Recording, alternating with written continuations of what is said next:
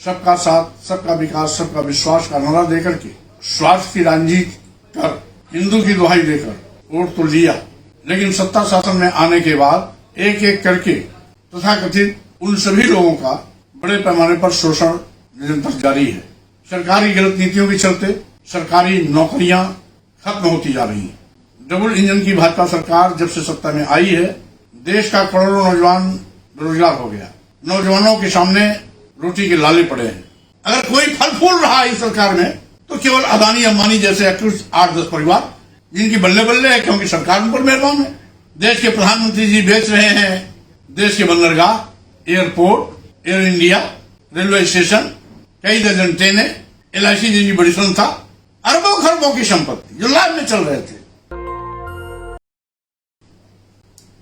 आज पूरे प्रदेश और देश में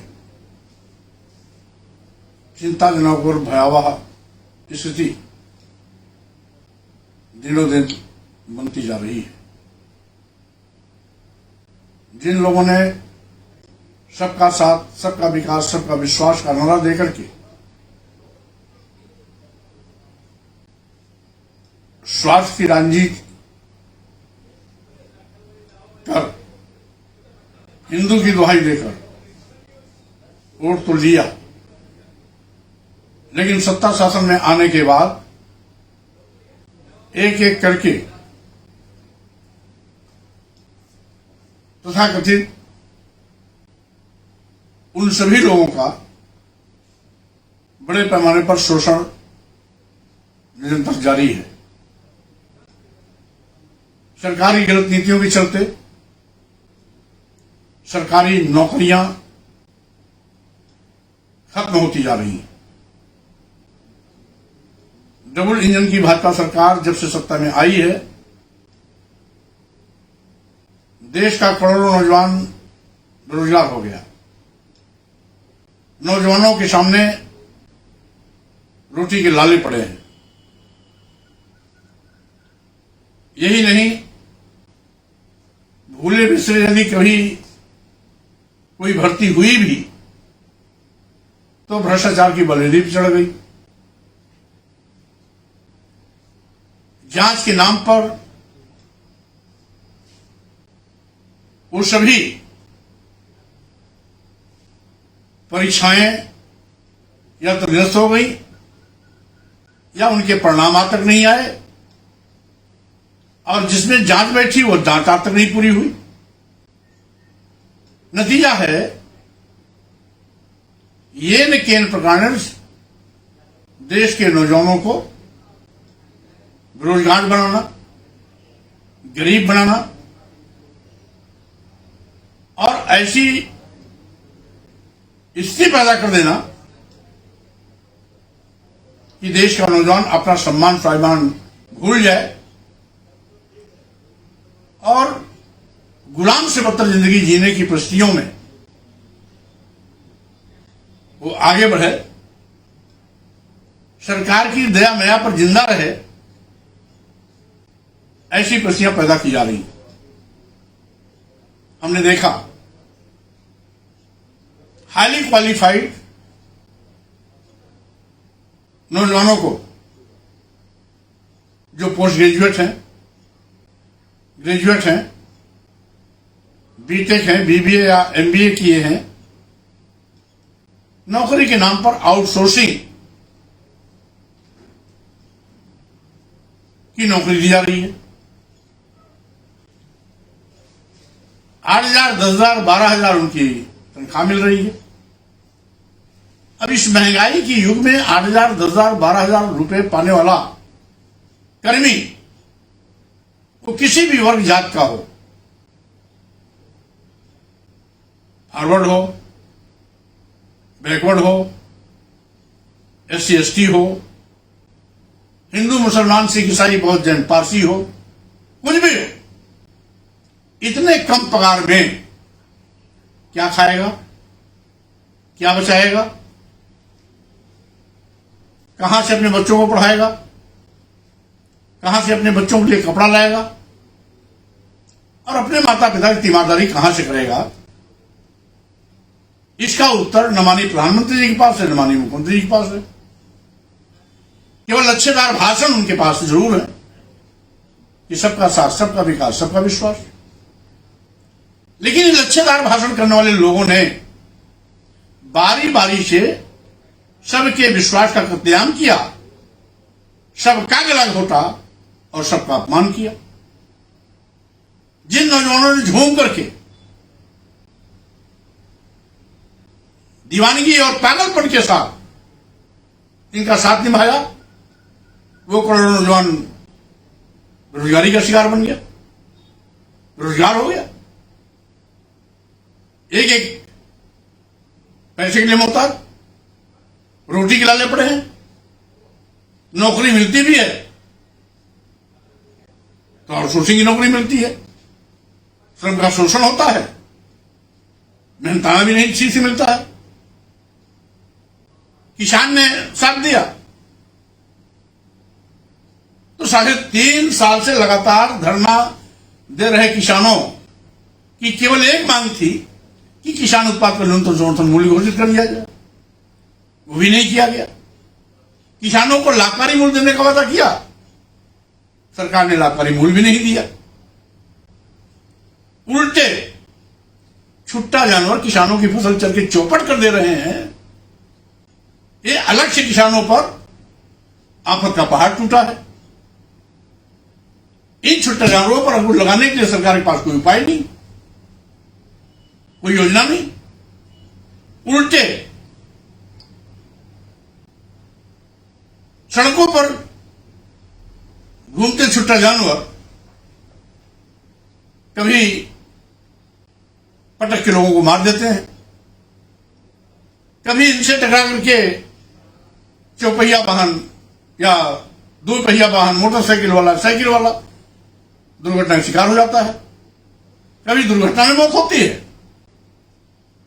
और कभी छुट्टा जानवरों के पटक के मार देने से उसकी मौत हो जाती है।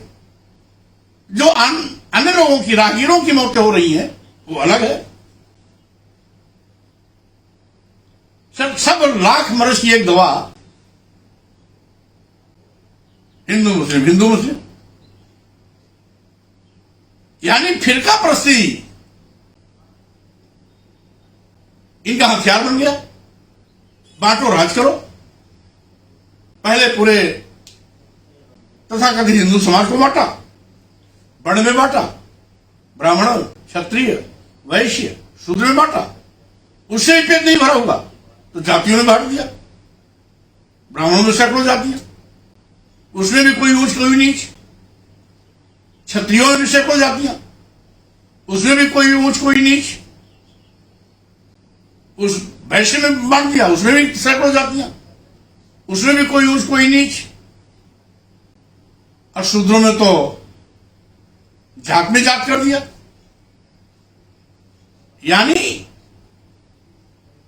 इनका मकसद ही है लोगों को इतने टुकड़े में बांट दो, इतने टुकड़े में बांट दो कि उनका वजूद मिट जाए। आखिर इनकी चाल को समझे कब? धर्म की दुहाई देकर के, सबके आग में धूल झोंक करके सबको धोखा देना इनकी नीयत बन गई। अब आइए व्यापारियों पर। केवल व्यापारी के नाम पर इनको अदानी अंबानी दिखाई पड़ते हैं। चट्टी चौराहे का, गांव का, ब्लॉक का, तहसील का, जिला मुख्यालय का व्यापारी, इनको व्यापारी नहीं दिखाई पड़ता। ऐसे व्यापारी जो रोज कमाते खाते थे, जो भी 150-200 उनको दिन भर का फायदा होता था, उससे उनका परिवार चलता था। जीएसटी एक ऐसा महारोग व्यापारियों के पीछे पड़ गया जो व्यापारियों को कमर तोड़ दिया। अगर कोई फल फूल रहा है इस सरकार में तो केवल अदानी अंबानी जैसे 8-10 परिवार, जिनकी बल्ले बल्ले है, क्योंकि सरकार उन पर मेहरबान है, प्रधानमंत्री जी मेहरबान है, मुख्यमंत्री जी मेहरबान है। लेकिन आम जो अन्य 90% व्यापारी हैं वो तो बेचारे मर रहे हैं। उनकी ज्यादातर कमाई जीएसटी के नाम पर चली जाती है। रोजमर्रे के व्यापारी जो रोज कमाते खाते थे, जिस बचत में उनके परिवार चलता था, अब उससे ज्यादा खर्चा उनको जीएसटी बनाने के लिए कैशियर को देना पड़ता है, बाबू को देना पड़ता है, चार्टर्ड अकाउंटेंट को देना पड़ता है। तो हालात व्यापारियों को भी ठगा, नौजवानों को ठगा, बेरोजगार हो गया, किसानों को ठगा, मोहताज हो गया, और व्यापारी की कमर टूट गई। अब बचे थे गांव के स्कूल, इनकी नजर उसमें भी लग गई। अभी तक तो देखा जाता था कि बड़े बड़े सरकारी संस्थान, उपक्रम, विभाग बेचे जा रहे हैं। देश के प्रधानमंत्री जी बेच रहे हैं देश के बंदरगाह, airport, air India, railway station, कई दर्जन ट्रेनें, एलआईसी जैसी बड़ी संस्था, अरबों खरबों की संपत्ति जो लाभ में चल रहे थे, निजी हाथ हम बेच रहे हैं। और वो निजी हाथ कौन है? अदानी के हैं, अंबानी के हैं। आखिर अदानी, अंबानी और प्रधानमंत्री का रिश्ता क्या है? जो माननीय प्रधानमंत्री जी इतने मेहरबान है कि देश की सारी संपदा अदानी और अंबानी पर लुटा रहे हैं। अरबों खरबों की संपत्ति कौड़ियों में बेचना क्या देश के साथ अन्याय नहीं? क्या ईस्ट इंडिया कंपनी के साथ देश को नहीं बेच रहे हैं? क्या इनका यही राष्ट्र प्रेम है? क्या भाजपा के लोगों का यही राष्ट्रभक्त है? पूरा देश बेच डालो, अदानी को दे दो, अंबानी को दे दो। उनके माध्यम से ये क्या लेते देते हैं? इसको तो किसी ने देखा नहीं, कितना हिस्सा इनका। और इतनी मेहरबानी इस बात को कहीं ना कहीं साबित करती है कि दाल में कुछ काला जरूर है। और कितना काला है ये तो भविष्य बताएगा। इसलिए आपसे रूबरू होना हमने जरूरी समझा कि हिंदू मुसलमान को आपस में ला करके ये देश का भाईचारा तोड़ रहे हैं, हिंदू मुस्लिम सौहार्द खत्म कर रहे हैं। जबकि हम नारा देते रहे हैं हिंदू मुस्लिम सिख ईसाई सब है आपस में भाई भाई। हम भाई भाई की बात करते हैं, ये भाई को भाई चलाने की बात करते हैं। भारतीय संविधान भी हमारा कहता है कि धर्म, वर्ण, जाति, लिंग, जन्म स्थान के आधार पर कोई भेदभाव नहीं हो किसी के साथ किया जाएगा। और ये तो इतने बड़े हैं, ये तो भारतीय संविधान को नहीं मानते। प्रधानमंत्री बनने के लिए कसम खाएंगे संविधान की, मुख्यमंत्री बनने के लिए शपथ लेंगे संविधान की, लेकिन सत्ता में बैठने के बाद संविधान को ही भूल जाते हैं, संविधान की व्यवस्था का भी मजाक उड़ाते हैं। अब रही बात छात्रों की, तो छात्रों को तो भी नहीं छोड़ा इन्होंने। अब शिक्षा इतनी महंगी कर दे रहे हैं कि गांव का छात्र किसी भी वर्ग का हो, फॉरवर्ड हो, बैकवर्ड हो, एससी हो, एसटी हो, अब उसकी हैसियत विश्वविद्यालय में पढ़ाने की अपने बेटों बेटियों को नहीं।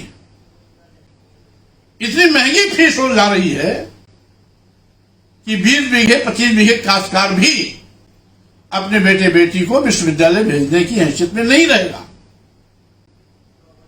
और रही बात गांव की शिक्षा, तो गांव की शिक्षा पर तो आप देख ही लिया, योगी सरकार 28,000 स्कूल एक साल पहले मर्ज कर दिया, 28,000 प्राइमरी स्कूल जब मर्ज हुए जूनियर हाई स्कूल में,